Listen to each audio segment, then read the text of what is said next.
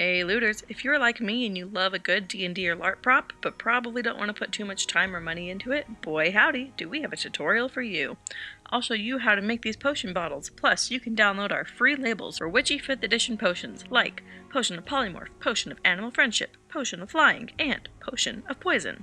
Oh, right, the poison. This video is part of our Loottober campaign, where we are providing daily assets for your spooky campaign, all leading up to our module that we're releasing, Tome of Bonescrag, on October 31st. So let's do it.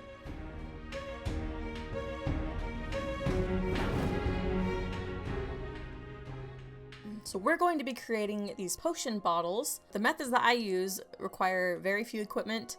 You're going to be finding bottles that you use for food products. This one was an olive oil bottle.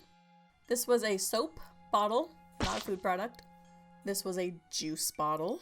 This was a lemon juice bottle. And we've got our vanilla extract bottle. This came from a McDonald's Happy Meal chocolate milk and a maple syrup bottle. What you want to pay attention to, however, is the curvature of the bottle and the diameter of the opening. The wrong sizes can make it hard to create a good looking potion, but I have a few tricks as well to fix that. So the first thing that I did was to create this waxy drip look. I took my hot glue gun, and you're going to be using a lot of hot glue, so invest. And I just, I gunned this glue all along the opening of this bottle. Just up and down, let it dry, create just a creepy looking drip. The drip works really well when you have bottles that have threads because of the caps on them. The drips will cover the threads so it looks more antique, not so plastic and modern. If you want to vary your style and not have all bottles with overflowing potions, you can find twine or other materials, perhaps ribbon or yarn. After creating the drips, I took this Rust-Oleum metal textured spray paint. This specific variety is hammered. For this silver metal texture, I used the forged hammered look. Forged in the dwarven smithery. Another option, if you want to use cheapo acrylic paint, you can dump your paint inside of the container, shake it up until it's covering everything on the inside, and keep it open and exposed and let that dry. That will allow for a plastic look on the outside, but it could work. It looks cloudy. Some potions are cloudy. Next, I painted the wax. The cheaper acrylic paint will produce a chalkier look on the bubbled over liquid, whereas a more professional acrylic paint will create this glossier look, which looks more like liquid or wax, if you can see that. And next, with the labels, our PDFs have multiple sizes for each of these labels. When you print it, there's 3 options. There's like 6 or 7 centimeters, 4 or 5, and then 2 or 3 centimeters. Depending on the longevity of your prop or decoration, I sent mine through a laminator. The bottles that I created earlier were printed on cardstock and then laminated, and that was pretty thick and kind of extreme. It made it a little hard to keep it on the curvature of the bottle.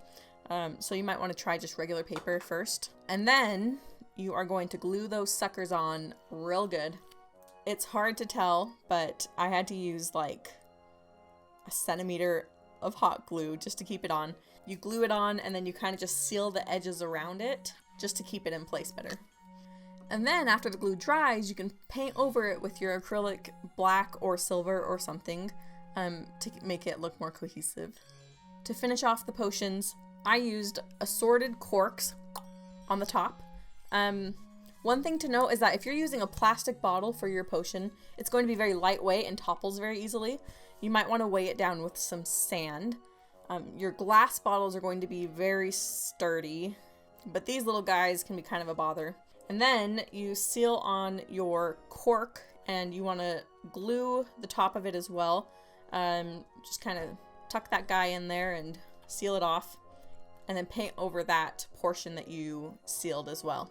You can find assorted corks online on Etsy, Amazon, Walmart.com probably. But one thing to note is that if you have a cork that just is way too small to fit in your huge in your opening. One trick that I found is this is actually a Frankensteining of 2 bottle tops. So the original lemon bottle goes up about here, and then I cut the top off of I actually think it was this kind of a bottle. I just cut the top of it, which is like that big, and stuck it in here and then glued over the top of that. And that allowed me to put a smaller sized cork in the top of it. I have 2 different types of corks that I used. This one has a wooden top on it. Stick it on in there. Or you can just straight up use a cork. October is the perfect time to find your spooky D&D craft supplies and LARPing costume supplies. You've probably seen what I've decorated these bottles with. I found these plastic skulls at Joanne Fabric. This little guy has a black spider that I painted and hot glued. Got a little witch hat. Just top it off. Do what you want. Those are the potions that we created. Be sure to find and use our downloadable labels at flutesloot.com/downloadables. That's linked in the description below as well. If you enjoyed this type of video, please comment that it wasn't a waste of our time. As always, we hope that you continue to read our articles on flutesloot.com and support us in that. Thanks for watching. Happy adventuring.